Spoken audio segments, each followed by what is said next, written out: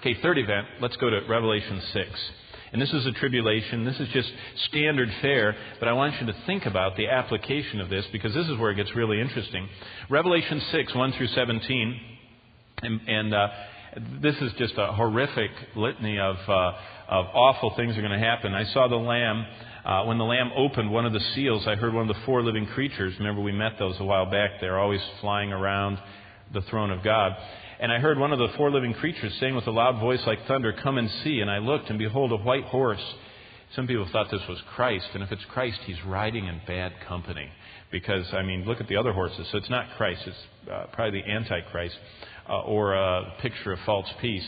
But a white horse, and he that sat on it had a bow, and a crown was given to him, and he went out conquering and to conquer. And then come these seals. In verses 3 and 4, this whole fiery horse, and a fourth.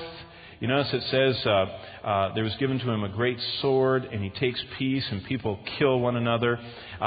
In verse 5, he opened the third seal, and there was a black horse and the pair of scales, and this is the whole famine thing. Remember, it's talking about the famine and starvation is going to be in the Great Tribulation. Verse 7 is the fourth seal, and it says, when the fourth seal was opened, the voice of the fourth living creature saying, "Come and see." And I looked, and behold, a pale horse, and the name of him who sat on it was Death, and Hades followed with him, and power was given over them for a fourth of the earth to kill with sword. That's with warfare. With hunger, that's the famine thing we saw in the previous seal. With death, and that could be resulting from the war and everything else. And then by the beasts of the earth. And when we get to this section, we'll spend a whole time, one whole service, looking at the tribulation. When we look at this and compare, this is going to be what verse 7 of Matthew 24 talked about. This is the pestilence time. The beasts of the earth, I don't believe, are going to be killer whales and,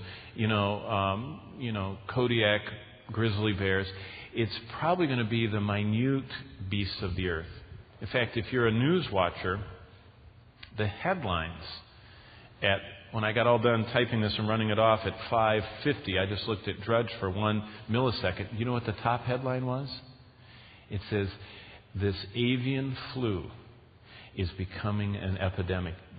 And I'm going to talk about this, but for the first time in history, a woman caught flu directly from an infected bird over in China.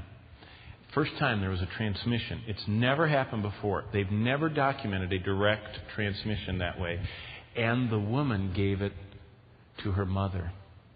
And both of them died within 12 hours, horribly, from this avian flu. This is bird-borne flu.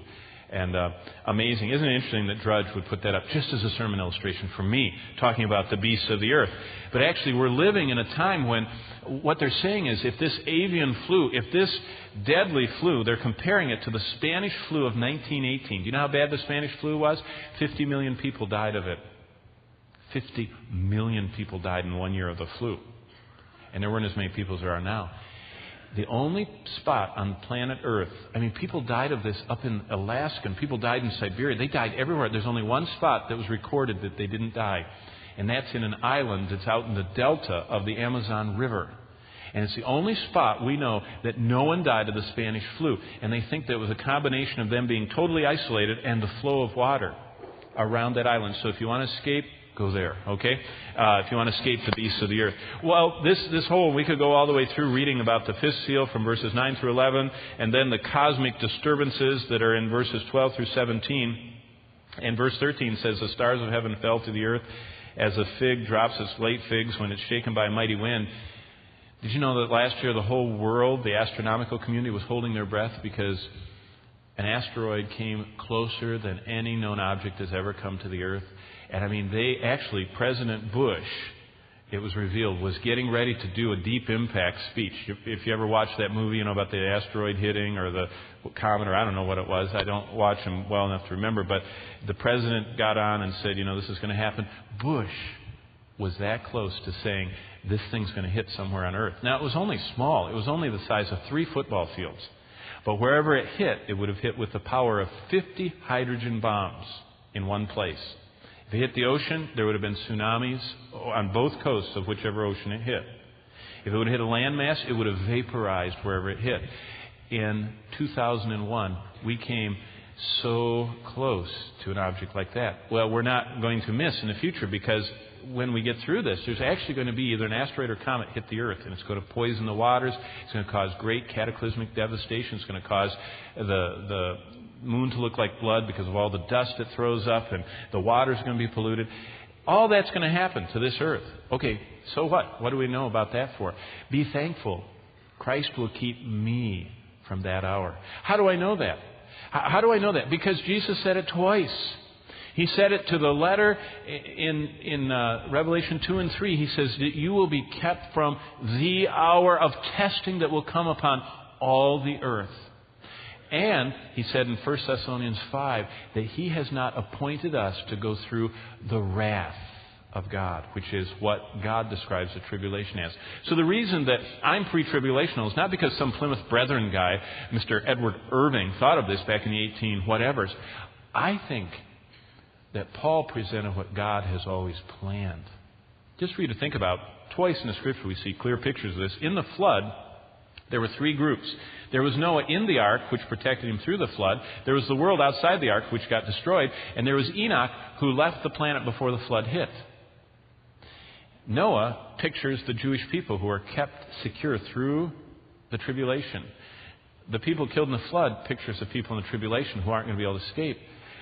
Enoch, getting pulled out before the flood, pictures God's plan for the church. It's interesting that Enoch is the earliest prophet, and he talks about Christ's return in the book of Jude. Second picture, you ever remember the Shadrach, Meshach, and Abednego story?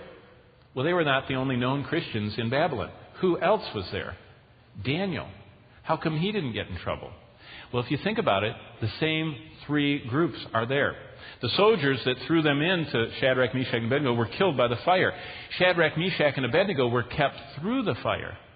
Daniel was most likely, the only thing that Bible commentators can figure out is he was sent by the king on some official business before this statue event, so he left town before the fiery furnace, which is another interesting picture of those three different groups, of one leaving before the bad time, some being kept through it, the Jewish people, and those that get destroyed by it, which are the unbelievers. So what should this be? Thankful. Christ will keep me from that hour. When we study the rapture and the tribulation, we'll look at why the Scriptures clearly teach that we will not be here to experience the wrath of hundreds of millions of horrific demonic creatures the size of horses who have stings that cause you to be in mortal pain, wishing you could die, and God will not allow you to die. Do you think God would do that to believers?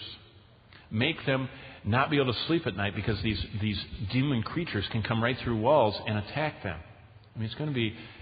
That's why people are going to be dying of fear during the tribulation. We should be thankful. Christ will keep me from that hour. Let's say that one together.